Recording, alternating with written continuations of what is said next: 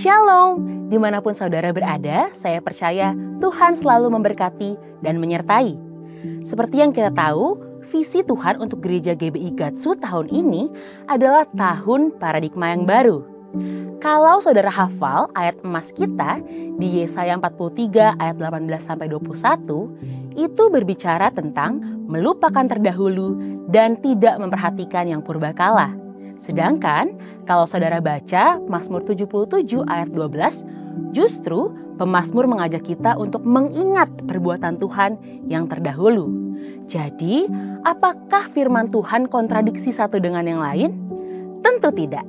Dalam edisi Voice of Pentecost kali ini, kita akan membahas apa yang dimaksud dengan melupakan yang terdahulu dan mengingat perbuatan Tuhan yang terdahulu. Mari kita membahas tentang hal-hal yang harus dilupakan. Dalam Yesaya 43 ayat 21, tujuan Allah menyelamatkan bangsa Israel dari Babel adalah karena mereka umat pilihan Tuhan dan ditetapkan untuk memberitakan kemasyhuran namanya. Demikian juga di tahun yang baru ini, Tuhan akan menolong saudara dan saya dengan paradigma atau cara-cara yang baru dari segala masalah dan penderitaan, baik itu sakit penyakit, masalah keluarga, pelayanan, usaha, dan sebagainya. Bagian kita sebagai umatnya adalah tidak mengkotak-kotakan Tuhan.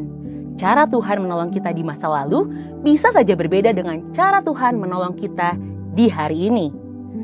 Hal-hal yang terdahulu, walaupun hebat, selama itu menghalangi kita untuk menerima yang baru, hendaknya jangan dijadikan pusat perhatian. Segala keberhasilan di masa lalu, jangan diingat-ingat lagi. Karena Tuhan masih memiliki hal-hal yang baru dan yang lebih besar bagi kita di hari-hari yang akan datang. Selanjutnya, tentang hal-hal yang harus diingat. Pertama, kita perlu mengingat kasih dan kuasa-Nya. Mazmur 77 ayat 12-13 berkata, "Aku hendak mengingat perbuatan-perbuatan Tuhan. Ya, aku hendak mengingat keajaiban-keajaiban-Mu dari zaman purbakala. Aku hendak menyebut-nyebut segala pekerjaan-Mu dan merenungkan perbuatan-perbuatan-Mu." Belajar dari pemazmur dalam kondisi kesusahan dan penuh penderitaan, dia mengingat-ingat kasih dan perbuatan Tuhan. Apa hasilnya? Harapan pemazmur kembali bangkit. Penderitaan berubah menjadi pengharapan kepada Allah yang hidup. Dia mengakui bahwa Tuhan itu sangat besar dan berkuasa.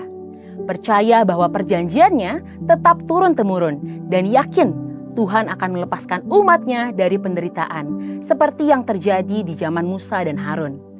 Dan pada akhirnya pemazmur sampai pada kesimpulan di dalam Mazmur 77 ayatnya yang ke-14.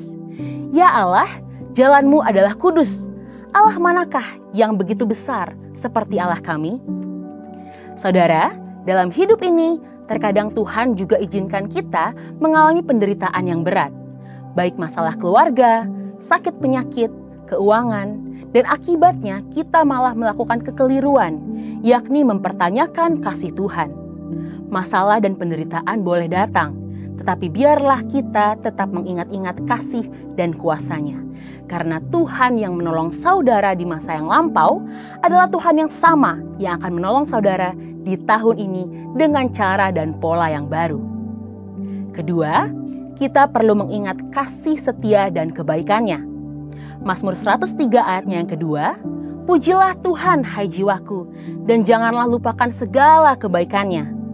Orang percaya kadang-kadang diizinkan Tuhan mengalami penderitaan yang sangat berat, dan seringkali seperti pemazmur juga mempertanyakan kasih Tuhan. Namun, jika kita terus berfokus kepada penderitaan, maka kita akan kehilangan sukacita dan iman kita akan menjadi lemah. Oleh sebab itu, hendaklah kita tetap berseru kepada Tuhan, sambil terus mengingat kasih setia dan kebaikan yang Tuhan perbuat untuk kita di masa yang lalu. Pengalaman masa lalu itu akan meyakinkan kita bahwa Tuhan tidak akan pernah meninggalkan kita, sekalipun kita dalam penderitaan. Dia adalah Immanuel yang selalu menyertai kita dan gembala yang baik yang memelihara seluruh kehidupan kita, bahkan ketika kita melewati lembah kekelaman. Di tahun paradigma yang baru ini, Tuhan akan menolong kita dengan cara yang baru. Bagian kita adalah mengingat akan kuasa, kasih setia, pertolongan, dan kebaikan Tuhan. Hanya pada Tuhan sajalah pengharapan kita. Saudara, untuk penjelasan lebih lengkapnya dari tim teologi kami, silahkan klik link yang ada di atas atau scan QR Code yang tersedia. Immanuel, Tuhan Yesus memberkati.